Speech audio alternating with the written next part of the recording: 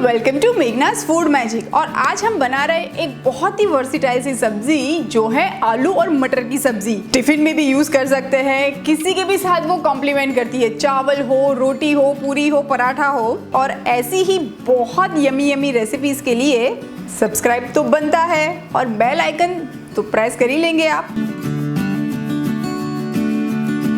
तो चलिए स्टार्ट करते हैं। मैं ये कढ़ाई ले रही हूँ, उसको गरम करने रख दी है। इसके अंदर हम डालेंगे ऑयल। आप चाहो तो ये बटर भी यूज कर सकते हो और घी भी यूज कर सकते हो। हम आज बना रहे हैं ऑयल में। मैं अप्रोक्सीमेटली 2 टेबलस्पून ऑयल ले रही हूँ और इसके अंदर हम डालेंगे 1 टीस्पून जीरा। जैसे ही जीरा क्रैकल हो जाता है ना, हम इसके अंदर डालेंगे ये अदरक लहसुन का पेस्ट। ये चॉप करके भी ले सकते हो या पेस्ट भी ले सकते हो, क्योंकि एंड में हमें टोमेटो डालने के बाद प्यूरे ही बनाना है। तो 1 टीस्पून में डाल देती हूँ अदरक एंड लहसुन का पेस्ट। और जाएगा 1 प्याज जो बारीक कट करके रखा हुआ है और इसको हम कर देते हैं मिक्स। मैं इसके अंदर डाल देती हूँ थोड़ा सा नमक ताकि अनियन फटाफट से पक जाए। और हमें प्याज को अच्छे से भूनना है, नाइस गोल्डन कलर आने तक। प्याज बहुत अच्छे से भून गए हैं, you can see nice golden colour भी आ चुका है इसके ऊपर। और यही टाइम पे मैं इसके अंदर डाल देती हूँ ये कुछ हरी मिर्च है मेरे पास, मैं वो डाल रही हूँ। मेरे पास ये कटे हुए टमाटर हैं, ये अप्रॉक्सीमेटली 2 टमाटर हैं। और मुझे टमाटर को अब तब तक पकाना है जब तक ये पूरा अच्छे से मशी ना हो जाए, बिकॉज ये हम ग्रेवी प्रिपेयर कर रहे हैं। तो इसको हम टमाटर को ढक्कन लगा के पकने देंगे। 5 से 10 मिनट में नाइस एंड सॉफ्ट बन जाएंगे। यस, बहुत अच्छे से हमारे टमाटर सॉफ्ट हो गए हैं।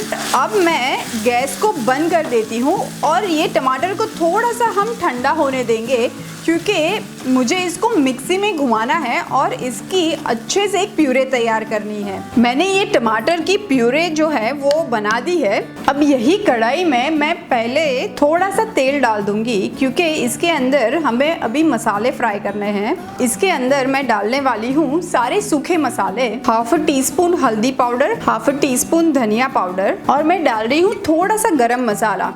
जब भी आप कोई गरम मसाला या एनी मसाला, कोई शाही मसाला है या तो फिर किचन किंग मसाला है, जब भी यूज़ करें ना, तो जब हल्का सा तेल गरम हो ना तभी अगर अंदर डालेंगे और फिर जब वो भुनेगा ना तेल में, उसकी फ्रेगनेंस बहुत अच्छी आती है सब्ज़ी के अंदर। तो ये मैं डाल रही हूँ 1 टीस्पून और इसको मिक्स कर लेते हैं। बहुत ही गरम तेल में हमें मसाले नहीं डाले हैं, वरना जैसे ही हम मसाले डालेंगे वैसे ही जल जाएंगे।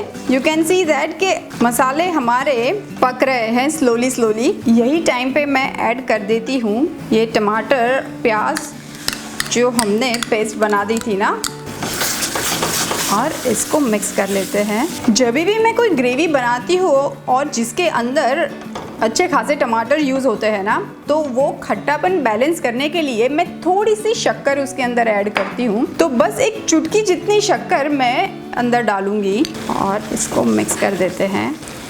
और यहाँ पे मेरे पास कच्चे मटर हैं, मैं वो भी डाल देती हूँ ताकि वो ग्रेवी के साथ ही पक जाए। ये गए मटर। और अब मुझे ये ग्रेवी है ना बहुत थिक लग रही है। ये ग्रेवी वाली कटोरी में ही मैं थोड़ा सा पानी डाल दूँगी और सब मिक्स करके हम ले लेंगे और ढक्कन लगा के ग्रेवी को पकने के लिए छोड़ देते हैं। हमें तब तक पकाना है जब तक साइड में थोड़ा सा तेल छोड़ दे वो। और मैं डाल देती हूँ 1 teaspoon Kashmiri red chilli powder, इससे बहुत अच्छा कलर आएगा। चलिए चेक कर लेते हैं। ग्रेवी अच्छे से पक गई है, आप साइड में तेल भी देख सकते हैं। अब ये टाइम पे मैं इसके अंदर 1/2 टीस्पून जितना भुना हुआ बेसन डालने वाली हूँ। बेसन को पहले से ही हमने रोस्ट करके रखा है, ये कच्चा बेसन नहीं है। ये डालने से है ना सब्जी की ग्रेवी में एक बहुत अच्छी महक आती है और बाइंडिंग एंड थिकनेस भी आती है। तो वो अलग अलग नहीं हो जाता है कि मटर अलग हो गए और ग्रेवी अलग जा रही है।